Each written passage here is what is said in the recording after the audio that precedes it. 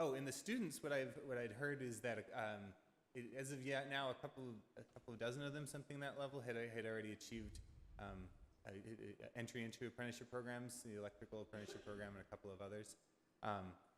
We will be involved as far as the labor agreement goes with enforcing the local hire goals and requirements in the agreement. And so, especially as this Building P project that just got bid today, which has a number of different trades, is coming up, it'll be a great opportunity to see those contractors who are coming in.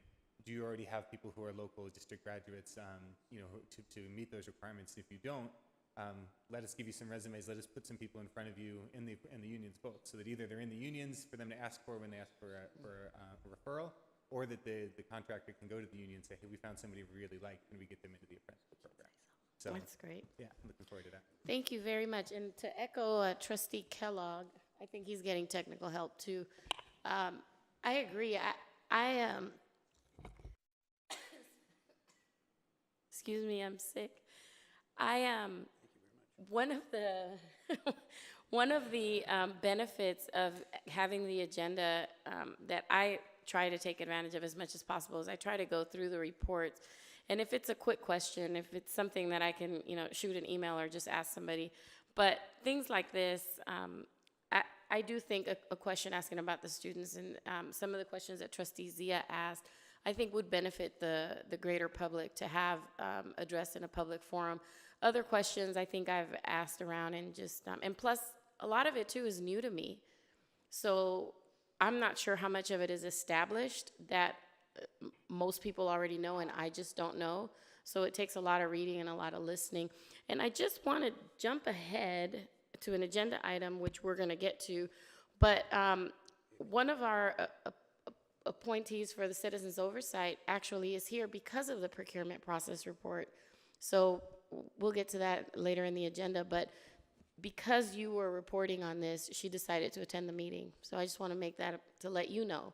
Thank you very much. If I can ask a question following up on that, how do you determine that there are students? Do you ask that when the people sign up a job application, or how do you verify that? Yeah, I actually don't remember, because this is a grant-funded program that's being run separately of it on the college grounds. So Dr. I know that somebody Baxter? knows that answer, but I'm not the one who does. Okay, thanks. Dr. Baxter, I might be able to help thank you. answer that question a little thank you. bit. That program currently has about 200 students in it. We've graduated about 80 or 90 of the students. About 40 or to 50% of them have applied to the unions, and I think about 80% of those have been accepted. We've had about 30 students move into credit-based programs here at Long Beach City College. We're targeting 400 students in the first go-around with the program, with the grant. Fantastic, thank you. Thank you very much. Okay, 4.4, Student Success, Open Education Resources. Who's going to introduce this?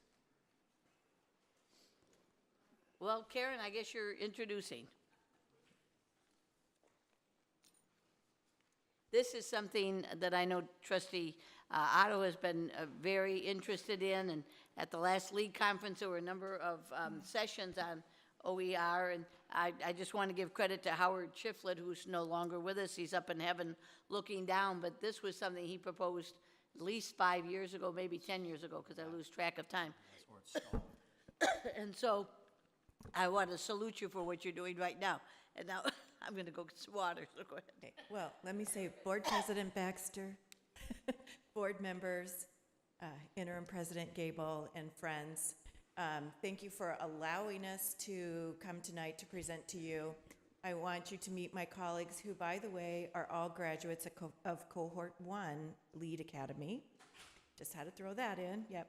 David Godo, he's a PCC librarian, and he is representing the curriculum chair on this task force. Dina Humble, Dean of Social Sciences and Arts, and Hussam Cashew, Dr. Hussam Cashew, Director, Instructional Technology and Distance Learning. And we're a small but mighty task force. We come from different areas of the college, so we had plenty of different viewpoints on how to pull this all together. So I want to tell you before we get started, that we are every bit as interested in moving this as quick as possible as the board is. We know that it was board goal number 4 that prompted some of the urgency of this. However, the faculty had already started talking about OER last spring, and we had to wait for the statewide Senate to sort of give the okay with a resolution that needed to be passed before the work could get started. So tonight, what you have in front of you is our findings. You were sent it digitally, as well as it's in front of you in hard copy form, as well as a survey, and we're going to go through just a few of those slides. And so tonight we're going to talk about what we did this semester to pull this work together, what the task force purpose, mission, and function is, how we became a task force, the research that we did on OER, and then our recommendations and next steps. So in the report that you have in front of you, as well as you were sent it digitally, looks like this. You'll see a copy of the resolution that the Senate passed last spring so that this work could get off the ground.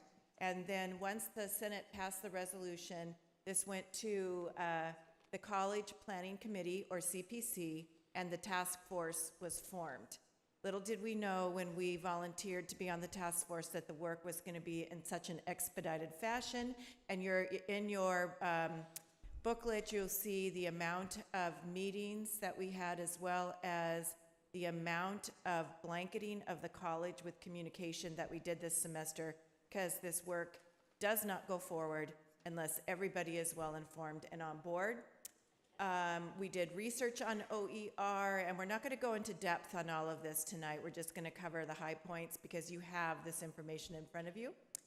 We, and Dr. Baxter, you talked about the history of OER at LBCC. It's very true that the college was at the forefront of the OER movement, and a lot of work was done in Hussam Keshu's area, CC's area, about 8 to 10 years ago. So we have a nice foundation to work from, and then we'll talk future recommendations and next steps.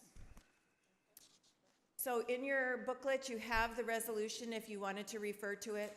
Oh, I'm sorry, Jackie, you're just passing that out now. Okay, so when I'm talking about hard copies, you're all looking at me funny. Now you have the hard copy, right? You can see from the booklet, the College Planning Committee formation of the OER task force, what our purpose, mission, function is. And basically, we were to come to CPC at the December meeting, which was December 1st, with our findings, which we did. But in the meantime, we also have talked with the curriculum committee, with the Senate, with department heads, and with many, many faculty groups so that we could assess readiness, the readiness level. So you can see that our function is listed in 3 parts: to research and collect information. OER is vast, and there are many different definitions. And for the purpose of our study, we looked at OER in context of low to no cost.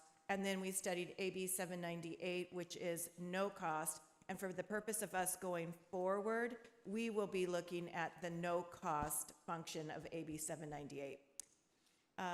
We were to provide reports and collect feedback from the Academic Senate and CPC, which we have done, and recommend an implementation process for the plan, which we will go over tonight. And then task force timeline of meetings, you can see there's a page there of what we've done since I think August or September. I don't need to go too much detail on this. This is in your packet, but you can see that we did something that's probably been missed in the past, where only a few faculty are aware of what's going on with a certain initiative. We talked to everybody. So the 3 people standing up here with me, when I say we talked to everybody, we were very busy this semester going to meetings, talking to people, explaining to people, asking questions and so forth, which we know is the only way to move something forward. So I would like to say that more so than ever before, and you'll see in some of the survey findings, this college is ready to move forward on this initiative. In addition, we did a lot of research. David attended a seminar. Hussam attends seminars.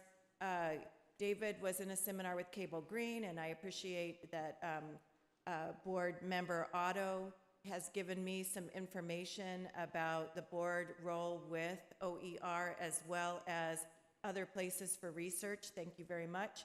And we did a faculty survey, and we took a kind of a glance at what textbook savings would be under this initiative.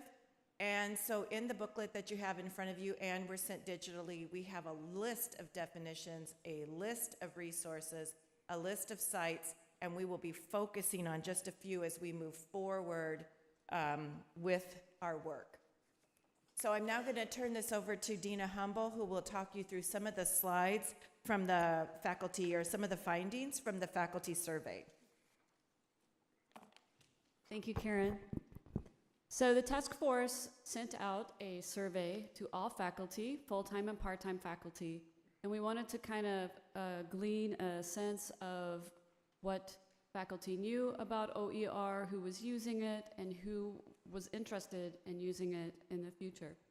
So here we've chosen a few of the questions to present to you tonight, and the first one is, do you understand how to implement open education resources, OER, for your course?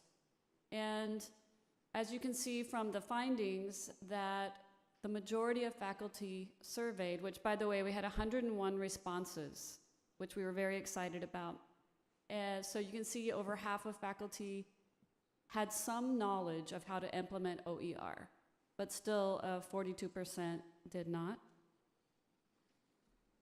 We then asked faculty who would be interested in learning more about OER, and we have a resounding yes, which is very exciting. Are you currently using open education resources? 18 faculty are, 81 are not. So that's very encouraging that 18% of faculty surveyed are using some type of OER in their courses, whether all materials or just some. And then question 10, would you be willing to explore adopting OER entirely for one course or more? And again, we have a resounding yes.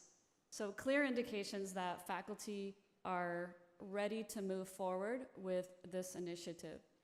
And the final question we'll present to you tonight from the survey, which I believe you have the entire survey in front of you. Is there a program in your area that you could foresee faculty adopting OER entirely, and currently are referred to as a Z degree? Basically, Z degrees are students being able to complete a degree from start to finish without purchasing a textbook. And you can see that 24% of our faculty see a program in their area where a Z degree is possible. So we have positive information here to move and begin this initiative. So the next slide is we brought to you some information. The first set of data here on the left is from a study from 2014 in the book Finding the Broken Textbook Market. They surveyed over 2,000 students, and 50% of those students take fewer classes or choose different classes based on the price of textbooks. 67% choose not to buy a textbook, and almost all students are concerned that that will affect their grades. And the graphic to the right is from an NBC News feature taking a look at textbook prices from the year 1977, and you can see that the textbook prices increased 1,000%, which is 700% more than the increase of US inflation total. We now take a look that OER is a national and international initiative, not just happening in the state of California. There are schools all over the country beginning to adopt or have already adopted OER as Z degrees. So the Community College Consortium for Open Education Resources exists, and you can see some of the websites there and places where it exists around the country. And based on that, we have a collaboration with the CSUs, the Chancellor's Office, and the UCs as well as community colleges and the California Open Online Library for Education, which is Cool for Ed, which is a major resource for our institutions and for our faculty. I'm going to hand this back over to Karen, who will talk you through our next steps. Okay, so the task force, after talking with every faculty group there is, and doing the research, and working with the statewide synod on some of their recommendations, we are recommending that the college go forward with this effort with an OER faculty coordinator. And we've actually written a job description so that if the college decides to move on this recommendation, the job description is already written, and that we could act very quickly on this.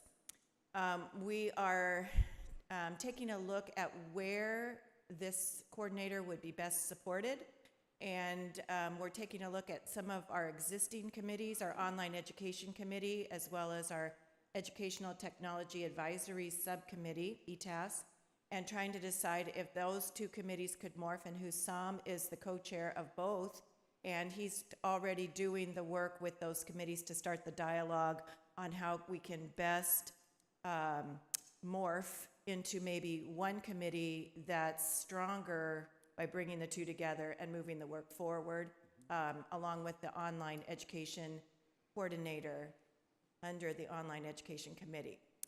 And then clearly, by the survey, we have a complete willingness by the faculty to move forward with this, but a lot of misunderstanding on what the first steps would be to get started.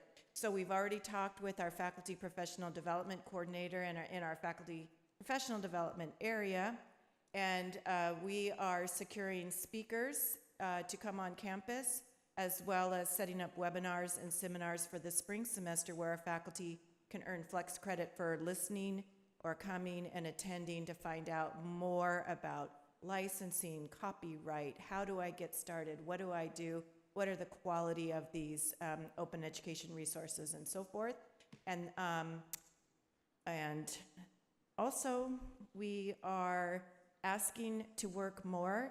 Our job was to end at the end of December, but this small but mighty group decided our work isn't done yet, so we asked CPC if we could continue as a task force in the spring, and of course they agreed, but we asked if we could continue with the director of grants as a member of our task force, because there is quite a bit of money available for grants for planning for OER, instituting OER, as well as planning and application of the Z degree that Dina mentioned, and we feel that our college is ready to move forward with both efforts. So as we're moving forward with OER, we're going to be starting the dialogue about the Z degrees, and that'll involve a lot of cross-disciplinary discussion. And I believe that's it for us, except for your questions. Will you guys get off? We'll all answer questions as they pertain, whatever you have. Trustee Kellogg. Hey, thank you very much. I mean, we've talked about how important this is, because everyone we've talked to about the cost of textbooks has been the one thing that's really hindered students. That is why this board made a decision to include it in our board goals. We had sort of an overreaching, but the intent was this area in particular. We also, from an educational standpoint, realized that we need to be educated as governing board members because of the process, as you mentioned, and Doug had dealt with the statewide academic senate, then you have your own academic senate, and then you have an education with individuals to keep the momentum going. I originally talked to you about what's the next steps, and I'm hearing about, you just laid those out. I think it's critical. My question really was going to be, it's really more open-ended, doesn't need an answer right now, but I know how this board feels about reducing the cost of a college education, textbooks being right there. So whatever we need to do as a governing board, I don't think any one of us would disagree with the fact of what we're trying to accomplish. I would hope we can try to find something along the line of for lack of a better term, a pilot program. I know it is taking place here at Long Beach City College. We need to know how to expand that. When you mentioned on the survey, was that just full-time faculty, or was that including adjunct faculty members? We sent it to full-time faculty, and we only left the survey open 4 days. So this is why that response within a few days was, very encouraging. And the fact with our adjunct faculty members, it is critical to get everybody going. And so I appreciate the fact that we were going to continue it, because there are a tremendous amount of grants sitting out there. There's money to be acquired by every college, so it's going to become very competitive. So I appreciate the fact that this process had a sort of a start-stop over the course of time, and now we seem to be picking up momentum. But I would just, from my own personal, whatever we need to do as a board, or what I need to do to help encourage to keep it moving forward, because this is a critical area. I really believe that this is the one, and we know all the challenges. It's been talked to death. I would just share with you that at the last conference for trustees and in the statewide organization, I'm the chair of a committee that puts together the curriculum, the study sessions, and I would tell you, every one we have, every session the California Community College League has for trustees, this issue is always one they want to have discussions on for trustees. We just had another one with the Academic Senate people from out the state of California, and it's critical to keep the momentum going. What we have started here, what people have done, I know people have done it here. Thank you, and let's keep moving forward. The challenges that are there, we need to address them. But at the end of the day, we know the cost of textbooks. It doesn't make sense in many ways. You understand it, but it's difficult when we know what type of hindrance it has on our students. So I commend you all for dedicating just one more thing you can do besides all the other things you do. But this is one of those key components about addressing the cost of a college education. And we all know that students, they can't go check them out at the library. I mean, we do that. But then the fact that many times they are going to just not get a textbook. And then the chances of them being successful in that classroom have just plummeted. So this has always been an important issue. I'm glad everyone's moving forward. I appreciate the educational process as a trustee that we've gone through. If it was just a simple act of a board voting and saying, do it, but as you mentioned, it doesn't work that way because there's a lot of challenges. So I do appreciate the effort we've done. And whatever we can do as a board, or I can do as an individual, I think we all stand the same way. Let us know, because we want to keep this thing moving forward. So thank you all very much. Great report. I'm glad it's here. It's timely. And let's be that college like we've done in the past, that are the ones that all the other colleges are going to look at and say, that is the plan like they did at Long Beach that we want to copy. And I think that's an important thing. And I don't think anyone's done that yet. I don't think there's a college out there. There's good ones, but I don't think there's one that can actually boast that. And I'd like to put that one as well, because at the end of the day, that will be tremendous for our students. So thank you for your effort and continued success, and let us know what we can do to help. Thank you. I will agree with you. The legislation is moving faster than most colleges move. So the work that we did this semester was probably normally be like 3 semesters of work, but we're committed to the urgency of the issue for the students. Thank you. Trustee Zia? Yes, thank you for the great presentation. Karen, Dina, David, and Hussam. I believe it's Khashu, not cashew, right? Just want to make sure it's pronounced correctly. You mentioned that there was only 101 faculty members, is that correct, that were surveyed? I'd like to understand why it was only open for 4 days, and 101 out of how many? And it's my understanding, based on what you said earlier, Karen, that it was only full-time faculty, is that correct? Right. If we had more time, we would have left it open for probably a week. But we also know that surveys left open more than a few days fall into wastebaskets and people forget about them. And we're on this very tight timeline. So we did open it up to full-time faculty, which there's a little over 300. And within 4 days, we had over 100 responses. I believe we did this in October. Was this right? October, which is a notoriously busy time for faculty because of department planning and some other things going on. But we had a schedule that we were keeping so that we could meet our December 1st deadline. And was there a reason we didn't start earlier? If you look at the schedule that we have in that packet, we started at the beginning of the semester doing the research and figuring out how to approach this. Well, I certainly want to applaud your efforts and your team's effort on this front. I would echo Trustee Kellogg's points, and then also I think it's important that we really eliminate some of the burden on our students. This is the most significant burden that we see and we've heard. I was just talking to our trustee, student trustee, in the limitations that the students have on the number of books that are available to be loaned out from the library. So that may be a constraint that we can perhaps look at in addition to this. But I think it's a great effort, and you may have already spoken to this, Karen. As far as an implementation schedule, is there a timeline that we're looking at? Well, this probably in the spring of 2017, we're going to be doing a lot of educating and professional development, which will then faculty will then jump in on knowing how to get involved. So faculty are already using open education resources, but not as many as we would like, and not as maybe as widespread as we would like with the resources available, but it's because faculty just don't know. So that's our job this next semester, is to educate faculty and show them what's out there, as well as then getting them discussing the Z degrees. So there's just a lot of, when we say implementation, but I will say, and I wish I could remember off the top of my head the legislative number, but there was a bill that just passed that as of spring of 2018, in your online schedule of classes, you have to show which courses are using open education resources. So that puts a real urgency on the work as well. So the legislation, like I said, is moving faster than most colleges move. And to Jeff's point, Board Member Kellogg's point, we are at the forefront of the movement, believe it or not, because a lot of colleges are still struggling way back in how to even put a plan together.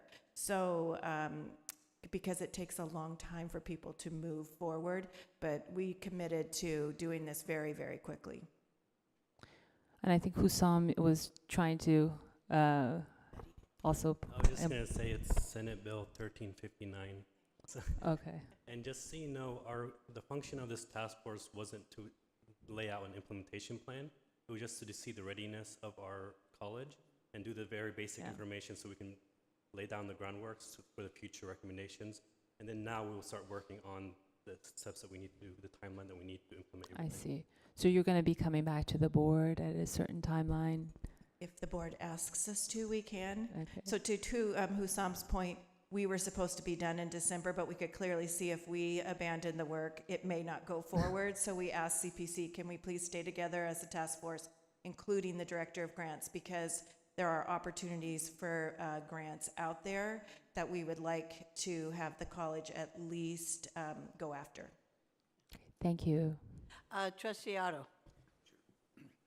Thanks very much for your presentation, and I am shocked that you guys have done so much in such a short period of time. We did a training at the CCCT board in October about this subject, and it's become a priority statewide to teach leadership trustees or trustees in leadership about OER opportunities. We've had, as Jeff has said, presentations at all of our recent conferences about this, and always the feeling was, you know, the students want it, we want it, what about the faculty? And it's very pleasing to see that here at Long Beach that we're going to this effort. I will make one comment about the trustees' role in this, and that is that, for example, at West Hills Community College in the Valley, they adopted policies about how soon it was going to be before they would have these Z degree programs in, and I included that, Karen, in the information that I gave to you, and so I think that we as a board can be poised to work with you as you go forward with this, because it's a no-brainer, and it's just a question of how to get it done. I am reminded of something I was involved in 15 years ago, when we were trying to put together performance measures for communities. And nobody knew kind of what they were. You wanted to decrease your use of water, and how did you do it? And so we put it in a strategic plan that we were working on, and everybody said, where did this come from? Just like this. And within 5 years, everybody was doing it. So I think we're on a great curve here. It's very important because we're all about student success, and as we say all the time, student success doesn't begin with how many people come back the next semester or the next year or transfer or graduate. Student success begins right at the beginning, and that means you got to stay in school. Textbooks are preventing people from being in school. The numbers of people that don't buy the textbooks because they can't afford them is so enormous that it's an idea, I think, whose time has come. And so, thank you.